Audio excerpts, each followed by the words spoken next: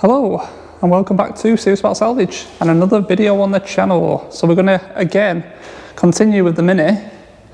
The odds and sods day today, I'm afraid, so nothing great in terms of progress, but odds and sods. I want to get the main thing I want to do is put the actual, show the new wheels we got. I'll show them in a minute. I want to get them on and just get it off the ramp, just to have a look how it sits with them wheels on. And we have got a new battery as well, so that means it'll start properly and we're not messing with the leads. Perhaps get it up to temperature again, have a look at the codes on it, see how it runs, yeah, things like that. Now, a few things from the last video.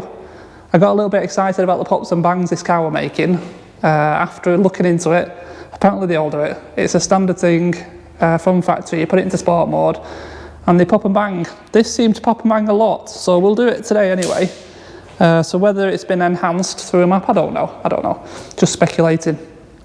And also a few on the last video, or the one before perhaps, commented about the state of my unit and the mess. Everywhere there's just mess. Yep, I get it, it's messy. But that's just the way it is at the moment. I haven't got time. I am saying that a lot recently. I'd rather do videos than spend the day tidying my unit. So for the time being, you're going to have to put up with it, I'm afraid. I'm trying to get to these cars and have kind of a fresh start, you know. Kind of change things up a little bit on the type of cars that I'm getting, the type of jobs. But that's all for the future. So let's just crack on. Let's get this new battery on. And well, I'll show you the wheels, like I said, and what I want to do. And then we'll get some stuff done. Right, so I did forget to say, like I do always, don't forget to subscribe to the channel if you like the channel.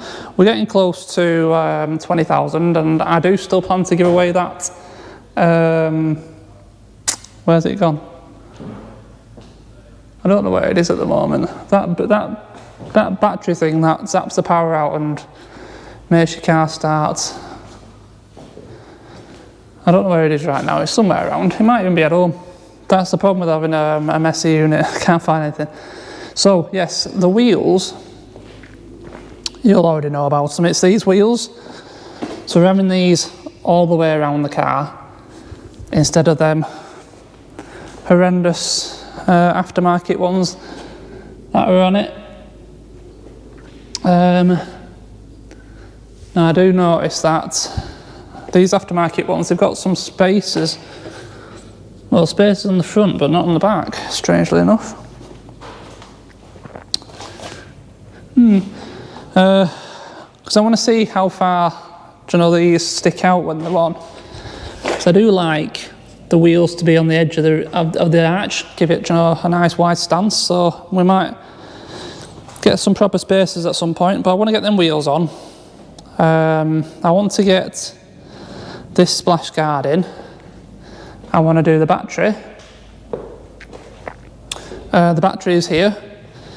I ended up getting a battery off eBay because I hadn't realised just how expensive batteries had got recently. So this is a proper start-stop 80 amp hour battery, because I wanted to replace it light for light with the 80 amp hour that's in it. You know, all the websites, when you put registrations in, they were saying a 72 amp hour for this, but I wanted to get 80, so I did that. We may even put in the AirTech intercooler today. Not too sure how far I'm going to get, because that wants to be done pretty soon really, before we start messing with the bumper and stuff. Talking about the bumper, it's all stripped. As you can see, all the bits and pieces are here, and the bumper and bonnet are at the paint shop, so hopefully soon we'll get them back.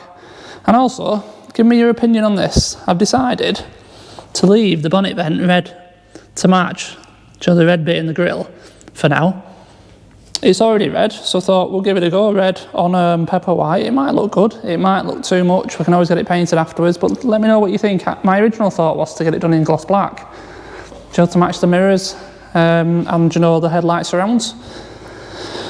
But I've decided to try red first. So I bought some gloss black headlight surrounds. I also bought some rear tail light surrounds, but they haven't come, so I've emailed them to ask them where they are, because I'm not a fan of chrome, and I don't like that. I want it black, so that's what I've got.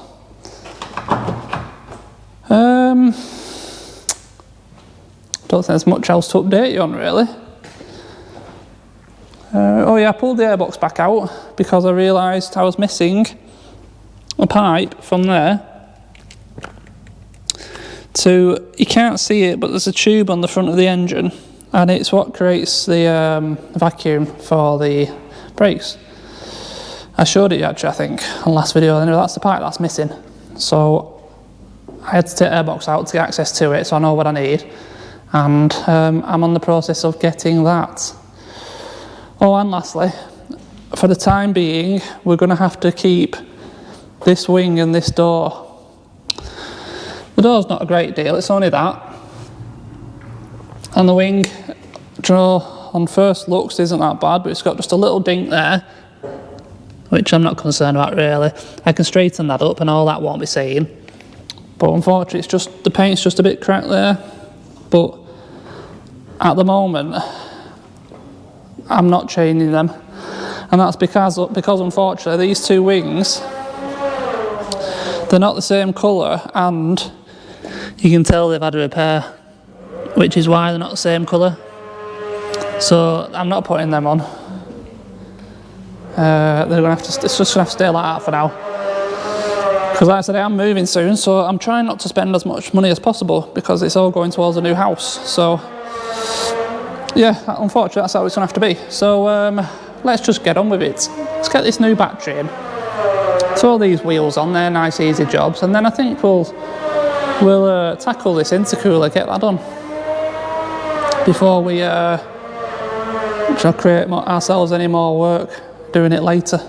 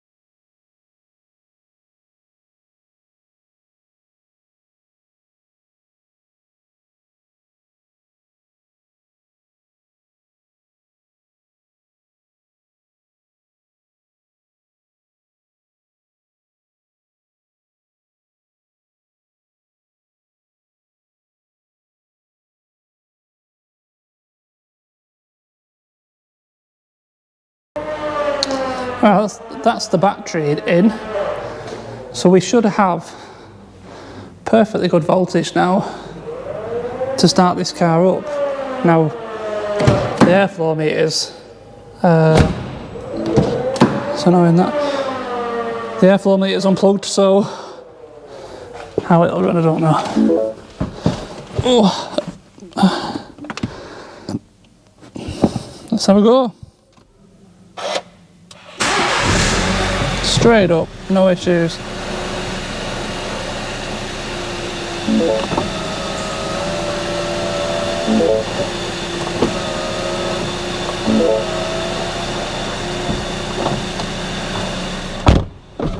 That's better. Okay. So yeah, it's running, obviously.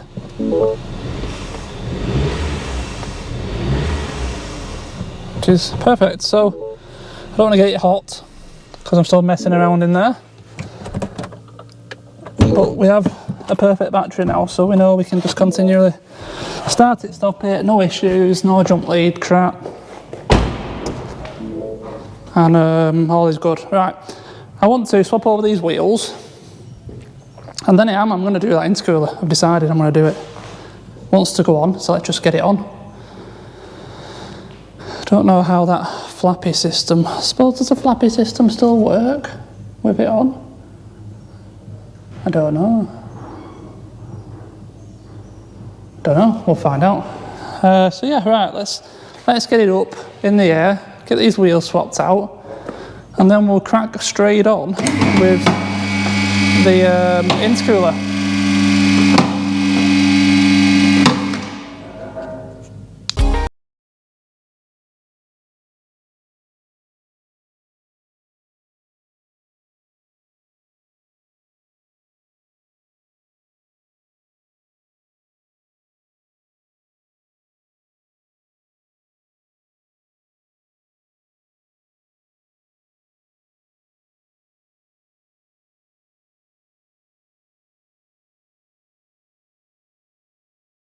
So whilst the wheels are off, we can have a good look at these brakes.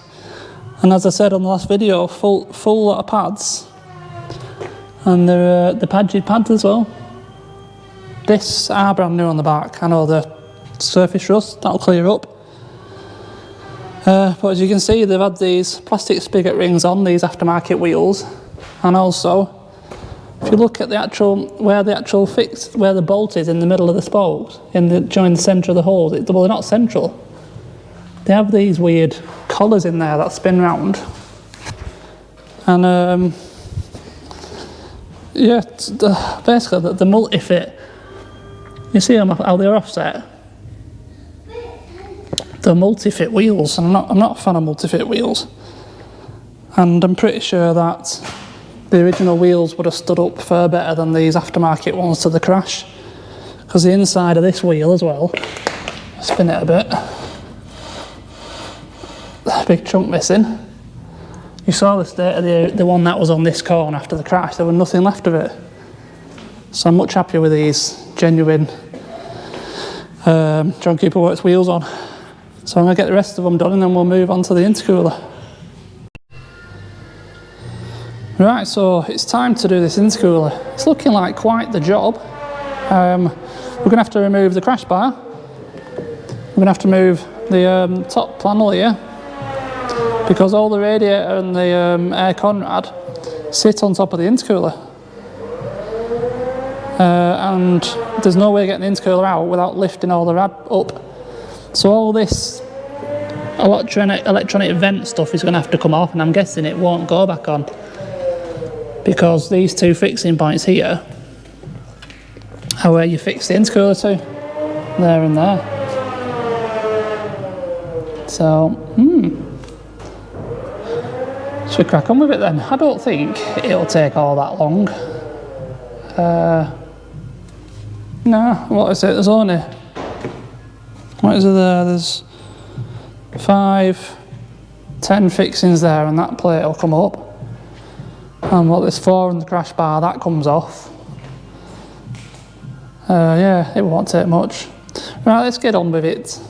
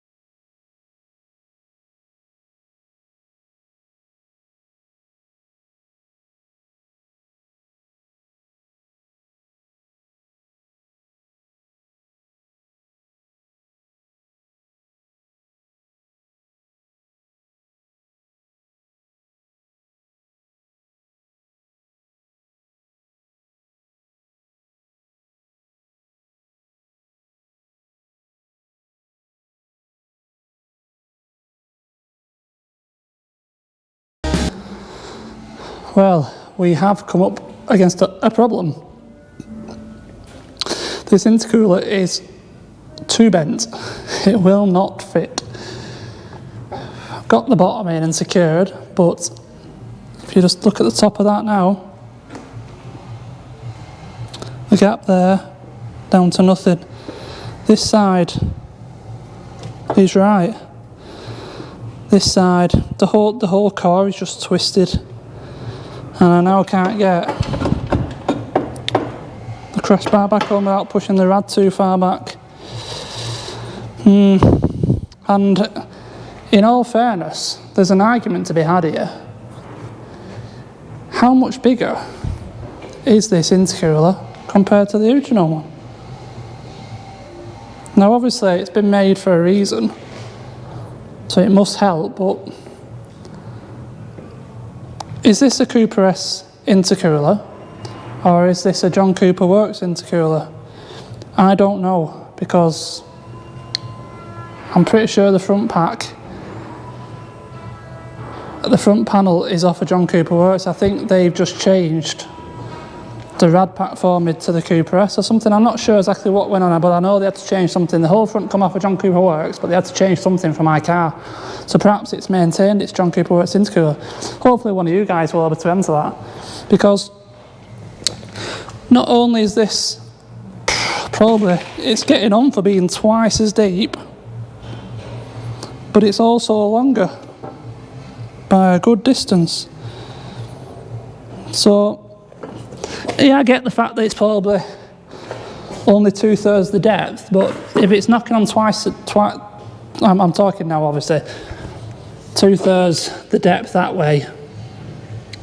Well, so the new one's 2/3 deeper downwards, but I'd say this is almost twice as thick, so, and slightly longer, which kind of offsets the 2/3 deeper, doesn't it, in terms of volume? So anyway, it doesn't fit, it won't work, it's going to have to come back off. So we're going to have to do without that, I'm afraid. You know, the idea always was to get this back on a roller when it was done and get it mapped again, because I don't know what else they've had done to this or had taken off it, and I want to make sure that it's running right and it's not going to destroy itself. So it doesn't matter what intercooler we have on it, it'll get mapped with whatever we put on. So yeah, it's going to have the original back on, or whatever this is, and that's the way it is. I'm glad I tried it, to be fair, because it would have bugged me, do you know, and eventually I would have tried it when it was all built together and I'd spent a lot more time. It took me half an hour to pull that apart, so half an hour to put it back together, it's only an hour's waste, and at least we tried it. So I'll get that all put back together to original now off camera, and then we do have some headlights we could throw in. Some headlights, and we've got a splash guard. And then we're going to be waiting for the bumper and bonnet, but I also want, like I said, I want to get this off the lift. Might even roll it down the lane and back, and I want to scan the computer and just get to the bottom of what everything is and make sure we've got everything. So yeah, I'll come back to you shortly. Right, so all the intercoolers back on, the original intercooler, and decided to throw the headlights in. They will need adjustment, obviously, once the new bonnet and the bumper is on, but it's all progress, isn't it? So I'm really happy now. It's actually looking like a car again. So I want to get it down off the ramp, run it forwards, have a look from the side what it looks like with these wheels, put the scanner in it, and I think I'll have a little trip down the lane and back. After all, why not, eh? So let's just see how far we get staying on camera.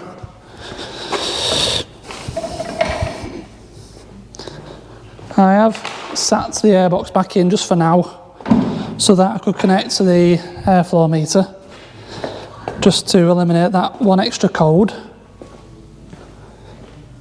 There's enough room here. Let's move that maybe. Straight forward. Right, so let's have a do.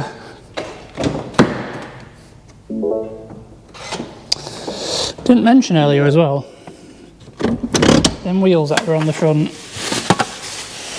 What was that? There's something in here. So it's a can of Red Bull. Them wheels, them aftermarket wheels on the front with them spacers were held on with 3 threads. That's a little bit dangerous, that. Yeah. Not sure if the previous owner would have known, but either way, not a great idea. It's hunting a little bit.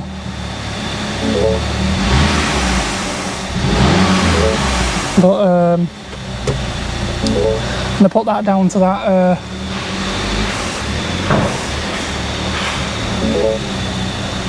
actuator that's hanging off.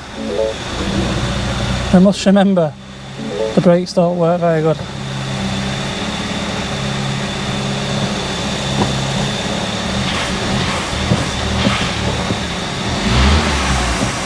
Oh, well, it moves. Right, I need to get this scanner in now. Let's have a little look from the side.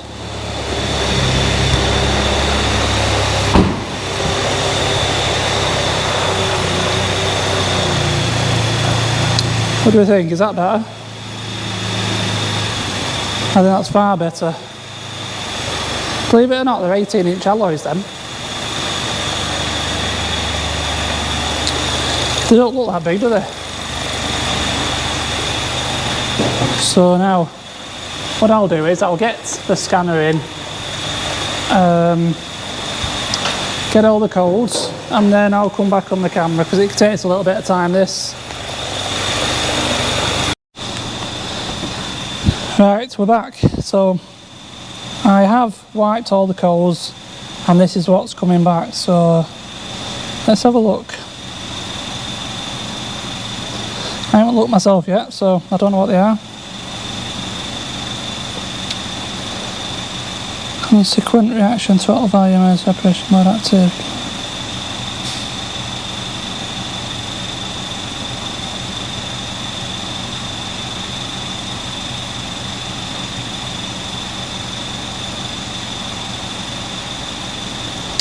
Alright, I know what a few of them are, but nothing of great concern anyway.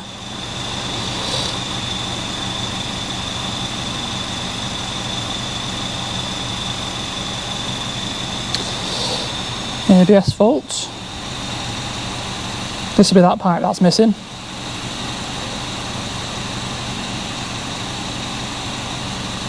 I would expect.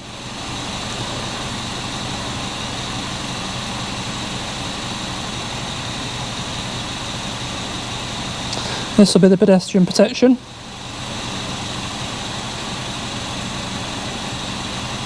Yep, that's fine.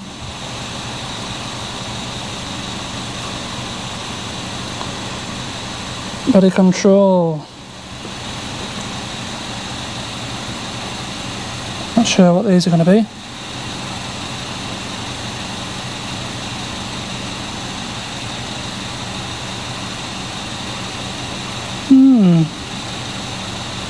Oh, I know what that is.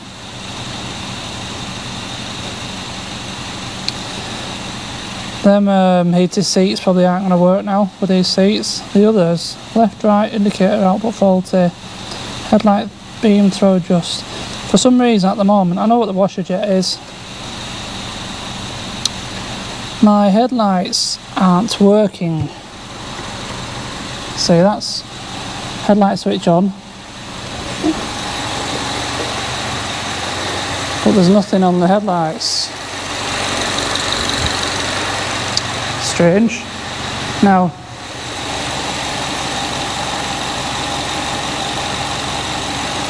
the indicators work, except that one. Whether it's plugged in or not is another matter.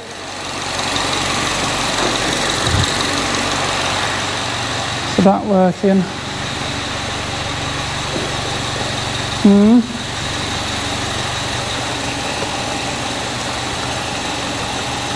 Try that one. See, that's flashing, that one's not.